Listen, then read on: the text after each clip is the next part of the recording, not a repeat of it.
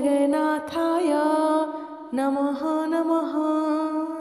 आपणकर जदि मेष राशि होइथाए तेबे एही भिडियोटी को थरे मात्र शेष पर्यंत निश्चय देखंतु। आजिर एही भिडियोटी मेष राशि व्यक्तिविशेष मानक पई बहुत ही खास एवं गुरुत्वपूर्ण रही अछि। आजिर एही भिडियो रे आमे जानिबा मेष राशि व्यक्तिविशेष मानक पई आसुथिबा एही नवा वर्ष 2025 किपरि रहिबो, ग्रह मानकर गोचर आपणଙ୍କୁ केउं प्रकार फल प्रदान करिबो। बंधुगण, सारा दुनिया एही नूतन वर्ष 2025 को अपेक्षा करि बसिछंती।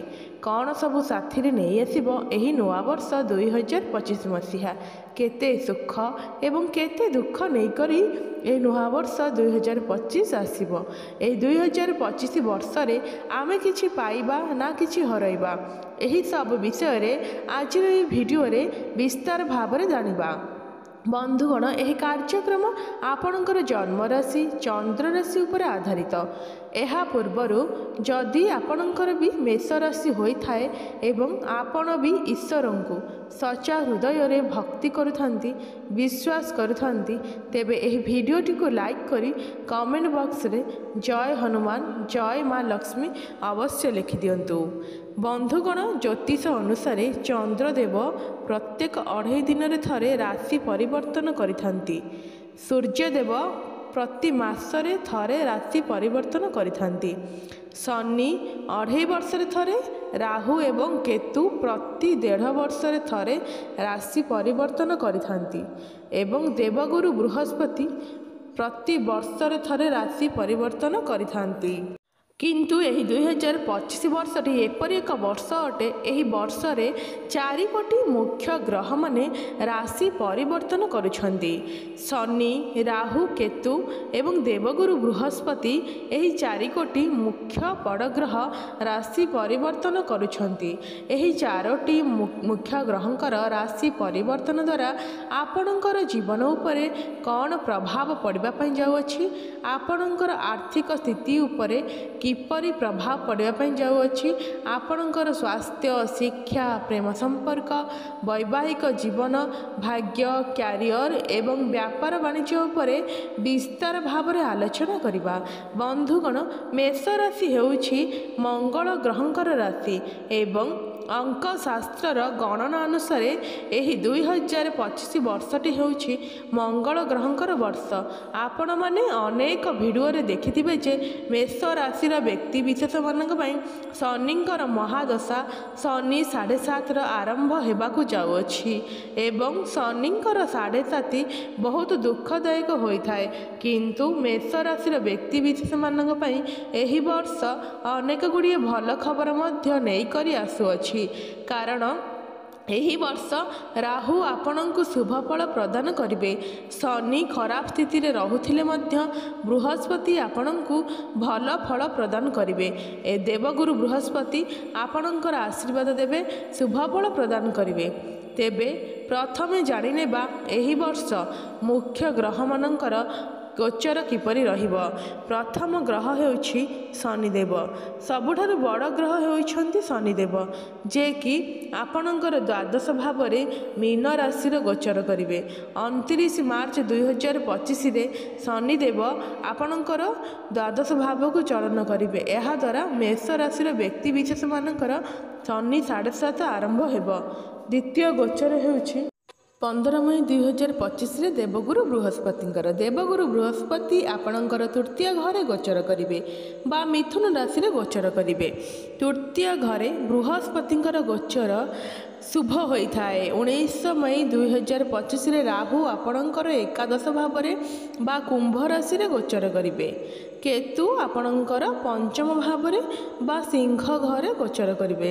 एबे आसंतु जानिबा ग्रह मानकर गोचर स्थिति को लेकिन मेष राशि व्यक्ति विशेष मानकर जीवन में यह नूतन वर्ष रे कौन सब घटवाक जाऊँगी। बंधुगण, यह नुआ वर्ष 2025 मसीह मेष राशि व्यक्ति विशेष मानक अनेक गुड़िए खुशी खबर प्राप्ति हेब। वर्षर आरंभ धन लाभर जोग रही। देवगुरु बृहस्पति तृतीय घरे गोचर करने कारण आपणकर जीवन में सुख सुविधा मिलिब। ଆପଣଙ୍କ ଭାଗ୍ୟରେ ବୃଦ୍ଧି ଘଟିବେ। ଭାଗ୍ୟ ଆପଣଙ୍କର ପୂର୍ଣ୍ଣ ମାତ୍ରାରେ ସାଥ ଦେବ। ଏହି ବର୍ଷ ଆପଣଙ୍କୁ ଆପଣଙ୍କର ମନପସନ୍ଦର କମ୍ପାନୀରେ ଚାକିରି ମିଳିବ ଏବଂ ଦେବଗୁରୁ ବୃହସ୍ପତିଙ୍କର ଶୁଭ ଦୃଷ୍ଟି ଯୋଗୁଁ ଆପଣଙ୍କର ରୋଜଗାରରେ ମଧ୍ୟ ବୃଦ୍ଧି ଘଟିବ ଏବଂ ବ୍ୟବସାୟରେ ମଧ୍ୟ ଅନେକ ଲାଭ ଦେଖାଦେବ ଏବଂ ଆପଣ ଏକ ସଫଳ ବ୍ୟବସାୟୀ ରୂପରେ ପରିଚିତ ହେବେ। ଛାତ୍ରଛାତ୍ରୀମାନଙ୍କର ସ୍ୱପ୍ନ ପୂରଣ ହେବ। ଅକ୍ଟୋବର ମାସରେ ଦେବଗୁରୁ ବୃହସ୍ପତି ଆପଣଙ୍କର ଚତୁର୍ଥ ଭାବରେ ଗୋଚର କରିବା କାରଣରୁ ଆପଣଙ୍କର ବିଗିଡ଼ି ଯାଇଥିବା କାର୍ଯ୍ୟ ପୂରଣ ହେବ। ଆପଣଙ୍କର ଆର୍ଥିକ ସ୍ଥିତିରେ ସୁଧାର ଆସିବ। ଆର୍ଥିକ ସ୍ଥିତି ଆପଣଙ୍କର ମଜବୁତ ହେବ। ଶନିଙ୍କର ଗୋଚର ଆପଣଙ୍କର ଦ୍ୱାଦଶ ଭାବରେ ହେବା ଦ୍ୱାରା ମେଷ ରାଶିର ବ୍ୟକ୍ତିବିଶେଷମାନଙ୍କ ପାଇଁ ବହୁତ ଶୁଭ ହେବାକୁ ଯାଉଅଛି ଏବଂ ଏହି ନୂଆବର୍ଷ 2025 ମସିହାରେ ଆପଣଙ୍କର ଆୟର ନୂଆ ସ୍ରୋତ ହେବ। ଚାରି ଦିଗରୁ ଧନ କମେଇବାର ଅବସର ଆପଣଙ୍କୁ ପ୍ରାପ୍ତି ହେବ। ତେବେ ଆସନ୍ତୁ ଜାଣିବା ମେଷ ରାଶିର ବ୍ୟକ୍ତିମାନଙ୍କର ମେଷ ରାଶିର ଆର୍ଥିକ ସ୍ଥିତି କିପରି ରହିବ। ମେଷ ରାଶି ପାଇଁ ଏହି 2025 ବର୍ଷଟି ଆର୍ଥିକ ଦୃଷ୍ଟିରୁ ଅନେକ ନୂଆ ଏବଂ ଉଚ୍ଚ କୋଟିର ଉପଲବ୍ଧି ଆୟ କରି ଆସିବ। ନିଜର ବ୍ୟବସାୟ କ୍ଷେତ୍ରରେ ସ୍ୱପ୍ନ ପୂରଣ ହେବ। ଚାକିରି ଏବଂ ବ୍ୟବସାୟରେ ଉନ୍ନତି ଦେଖିବାକୁ ମିଳିବ। ଆପଣଙ୍କର ଆର୍ଥିକ ସ୍ଥିତି ମଜବୁତ ରହିବ। ଦେବଗୁରୁ ବୃହସ୍ପତିଙ୍କର ବକ୍ରି ପାଇଁ ଆପଣଙ୍କର ଜୀବନରେ ଖୁସିର ସୁଅ ଛୁଟିବ। ବ୍ୟବସାୟରେ ଆପଣଙ୍କର ମନ ମୁତାବକ ଲାଭ ମିଳିବ। ଚାକିରିର ଇଚ୍ଛା ରଖୁଥିବା ବ୍ୟକ୍ତିବିଶେଷମାନଙ୍କୁ ନୂଆ ସୁଯୋଗ ପ୍ରାପ୍ତି ହେବ। ରାହୁଙ୍କର ଗୋଚର ଆପଣଙ୍କ ଏକାଦଶରେ ହେବା ଦ୍ୱାରା ଆପଣଙ୍କ ରୋଜଗାରରେ ବୃଦ୍ଧି ଘଟିବ। ଧନ ଲାଭ ଦେଖାଦେବ। ଆପଣ ଅଲଗା ଅଲଗା ଦିଗରୁ ରୋଜଗାର କରିପାରିବେ। ସେୟାର ମାର୍କେଟରେ ଆପଣଙ୍କୁ ସଫଳତା ମିଳିବ। ଆପଣ ଯେଉଁ କାମରେ ହାତ ଦେବେ ତାହା ଅତି ସହଜରେ ପୂର୍ଣ୍ଣ ହୋଇଯିବ। 2025 ମସିହାର ମଧ୍ୟମ ଅବସ୍ଥାରେ ଆପଣଙ୍କୁ ବହୁତ ସୁଖ ସୁବିଧା ମିଳିବ।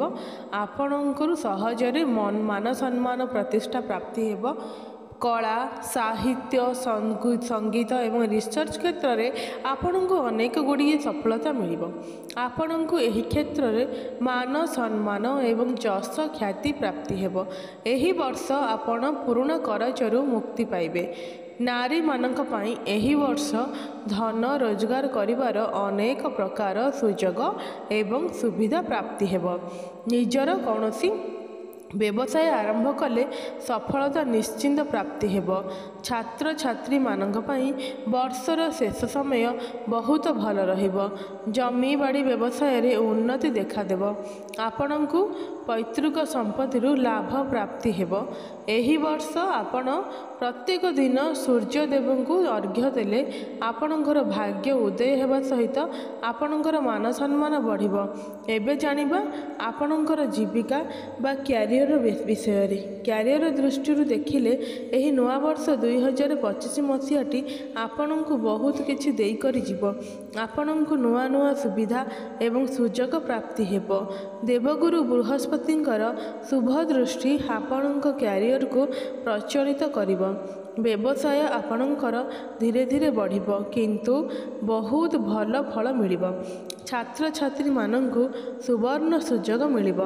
ଅଫିସରେ ଆପଣଙ୍କୁ ମାନ ସମ୍ମାନ ମିଳିବ। ଆପଣଙ୍କର ଆର୍ଥିକ ସ୍ଥିତିରେ ସ୍ଥିରତା ଆସିବ। Medical, writer, media, photographer, blogging ଏହିସବୁ କ୍ଷେତ୍ରରେ ଆପଣଙ୍କୁ ବହୁତ ଶୁଭ ଫଳ ପ୍ରାପ୍ତି ହେବ। ଯେଉଁ ବ୍ୟକ୍ତିବିଶେଷମାନେ ନୂତନ ଚାକିରି ଖୋଜୁଛନ୍ତି ସେମାନଙ୍କୁ ନୂଆ ନୂଆ ସୁଯୋଗ ମିଳିବ। 2025ର ଶେଷ ମାସରେ ଆପଣଙ୍କର ସ୍ଥାନ ପରିବର୍ତ୍ତନ ହେବ ବା ବଦଳି ଘଟିବ। ଆପଣଙ୍କୁ ଆପଣଙ୍କର ପରିଶ୍ରମର ଶୁଭ ଫଳ ପ୍ରାପ୍ତି ହେବ। ଆପଣଙ୍କର ଅପୂର୍ଣ୍ଣ ଇଚ୍ଛା ପୂର୍ଣ୍ଣ ହେବ। ଏବେ ଆସନ୍ତୁ ଆଲୋଚନା କରିବା ଆପଣଙ୍କର ସ୍ୱାସ୍ଥ୍ୟ ବିଷୟରେ। ସ୍ୱାସ୍ଥ୍ୟ ହିଁ ସମ୍ପଦ। ଏଣୁ ସ୍ୱାସ୍ଥ୍ୟ ଦୃଷ୍ଟିକୁ ଦେଖିବାକୁ ଗଲେ 2025 ମସିହାରେ ଆପଣଙ୍କର ସ୍ୱାସ୍ଥ୍ୟ ବହୁତ ଭଲ ରହିବ। ଏମିତି ଛୋଟ ମୋଟ ରୋଗ ଦେଖାଦେଇପାରେ କିନ୍ତୁ କୌଣସି ବଡ଼ ଧରଣର ରୋଗ ଦେଖିବାକୁ ମିଳିବ ନାହିଁ। ଆପଣଙ୍କର ସ୍ୱାସ୍ଥ୍ୟ ଉତ୍ତମ ରହିବ। ଖାଦ୍ୟପେୟରେ ଆପଣ ସଚେତନ ରହିବେ। ବର୍ଷର ଆରମ୍ଭରୁ ଆପଣଙ୍କ ପାଇଁ ବହୁତ ଭଲ ରହିବ। ଦେବଗୁରୁ ବୃହସ୍ପତିଙ୍କର ଶୁଭଦୃଷ୍ଟି ପାଇଁ ଆପଣଙ୍କର ମନ ଆଧ୍ୟାତ୍ମିକ ଆଡ଼କୁ ଗତି କରିବ ଏବଂ ଆପଣଙ୍କ ମନରେ ପବିତ୍ର ବିଚାର ଆସିବ ଏବଂ ଆପଣଙ୍କର ମନ ଧାର୍ମିକ କାର୍ଯ୍ୟରେ ଲାଗି ରହିବ। ଏବେ ଆସନ୍ତୁ ଆଲୋଚନା କରିବା ପ୍ରେମ ସମ୍ପର୍କ ବିଷୟରେ। 2025ରେ ଆପଣଙ୍କର ଜୀବନ ବହୁତ ଭଲ ରହିବ। ବର୍ଷର ଆରମ୍ଭରୁ ଆପଣଙ୍କ ପାରିବାରିକ ସୁଖ ପ୍ରାପ୍ତି ହେବ। ଆପଣଙ୍କୁ ଆପଣଙ୍କର ବ୍ୟକ୍ତିଗତ ଜୀବନରେ ପ୍ରସନ୍ନତାର ସ୍ୱାଦ ମିଳିବ। ବିବାହିତ ବ୍ୟକ୍ତିମାନଙ୍କର ଜୀବନ ବହୁତ ଭଲ ରହିବ। ଆପଣଙ୍କର ଜୀବନ ସେତକ ବହୁତ ତାଳମେଳ ବହୁତ ଭଲ ରହିବ। ଭଲ ପାଇବା ବଢ଼ିବ ଏବଂ ଆପଣ କିଛି ବଡ଼ ପ୍ଲାନିଂ ମଧ୍ୟ କରିପାରନ୍ତି ଏବଂ ସମସ୍ତ କ୍ଷେତ୍ରରେ ଆପଣଙ୍କର ଜୀବନସାଥୀ ଆପଣଙ୍କୁ ସାହାଯ୍ୟ କରିବେ। ନୂଆବର୍ଷ ଆରମ୍ଭରୁ ଆପଣଙ୍କ ଭିତରେ ଚାଲୁଥିବା ମତଭେଦ ମନାନ୍ତର ଦୂର ହୋଇଯିବ। ଯଦି ଆପଣ ପ୍ରେମ ବିବାହ କରିବାକୁ ଚାହୁଁଛନ୍ତି ତେବେ ଆପଣଙ୍କର ପରିବାର ତରଫରୁ ଆପଣଙ୍କୁ ଅନୁମତି ମିଳିଯିବ। 2025 ମସିହାର ମଧ୍ୟମରେ ପରିସ୍ଥିତି କିଛିଟା ବଦଳିବ। କେତୁଙ୍କର ଗୋଚର ଆପଣଙ୍କର ପଞ୍ଚମ ଭାବରେ ହେବା କାରଣରୁ ସମ୍ପର୍କରେ ଆପଣଙ୍କର ଫାଟ ସୃଷ୍ଟି ହେବ। ବର୍ଷର ଶେଷ ଆଡ଼କୁ ଆପଣଙ୍କର ଘର ପରିବାରରେ କଳି ଝଗଡ଼ା ଭଳି ପରିସ୍ଥିତି ମଧ୍ୟ ଉତ୍ପନ୍ନ ହୋଇପାରେ। ଯେଉଁମାନେ ପ୍ରେମ ସମ୍ପର୍କରେ ଅଛନ୍ତି ସେମାନଙ୍କ ପାଇଁ ବର୍ଷର ମଧ୍ୟଭାଗ ପର୍ଯ୍ୟନ୍ତ ସମୟ ବହୁତ ଭଲ ରହିବ, କିନ୍ତୁ ଏହାପରେ ଆପଣଙ୍କର ପରୀକ୍ଷା ନେବ। ଏଣୁ ଆପଣଙ୍କର ପ୍ରେମ ସମ୍ପର୍କରେ ମଧୁରତା ଆଣିବା ପାଇଁ ଚେଷ୍ଟା ଜାରି ରଖନ୍ତୁ। ସୁଖ ଏବଂ ଦୁଃଖ ଜୀବନର ଦୁଇଟି ପାର୍ଶ୍ୱ ଅଟେ। କେବେ ସୁଖ ମିଳିଥାଏ ତ କେବେ ଦୁଃଖର ସାମ୍ନା କରିବାକୁ ପଡ଼ିଥାଏ। ଠିକ୍ ସେହିପରି ଏହି 2025 ବର୍ଷରେ ପ୍ରେମ ସମ୍ପର୍କରେ ଦୁଇଟି ଯାକ ସ୍ୱାଦ ଚାଖିବାକୁ ପାଇବା ଆପଣମାନେ। ତେବେ ଯେହେତୁ ଆପଣଙ୍କର ଏହି 2025 ବର୍ଷରେ ଶନି 7.5 ଶନି ମହାଦଶାର ପ୍ରଥମ ଚରଣ ଆରମ୍ଭ ହେବାକୁ ଯାଉଅଛି, ସେଥିପାଇଁ ଆପଣ ପ୍ରତ୍ୟେକ ମଙ୍ଗଳବାର ଦିନ ହନୁମାନଙ୍କର ପୂଜା ପାଠ କରନ୍ତୁ। ହନୁମାନ ଚାଳିଶାର ପାଠ କରନ୍ତୁ। କଳା କୁକୁରକୁ ଶନିବାର ଦିନ ଖାଇବାକୁ ଦିଅନ୍ତୁ। ଏପରି କରିବା ଦ୍ୱାରା ଆପଣଙ୍କର ଶନିଙ୍କ ଦ୍ୱାରା ମିଳିବାକୁ ଥିବା ଅଶୁଭତ୍ୱ ପ୍ରଭାବ ଟିକେ କମ୍ ହୋଇଥାଏ। ଏହି ବର୍ଷ ଆପଣ ନାଲି ରଙ୍ଗର ବସ୍ତ୍ର ପରିଧାନ କରନ୍ତୁ ନାହିଁ, ନଚେତ୍ ଆପଣଙ୍କ ଠାରେ କ୍ରୋଧ ଦେଖାଦେଇପାରେ। ଏଣୁ ଆପଣ ଏହି ବର୍ଷ ନାଲି ରଙ୍ଗ ଠାରୁ ଦୂରେଇ ରୁହନ୍ତୁ ଏବଂ ଶନି ଦଶା ଠାରୁ ସଜାଗ ରୁହନ୍ତୁ, ସୁରକ୍ଷିତ ରୁହନ୍ତୁ। ଧନ୍ୟବାଦ।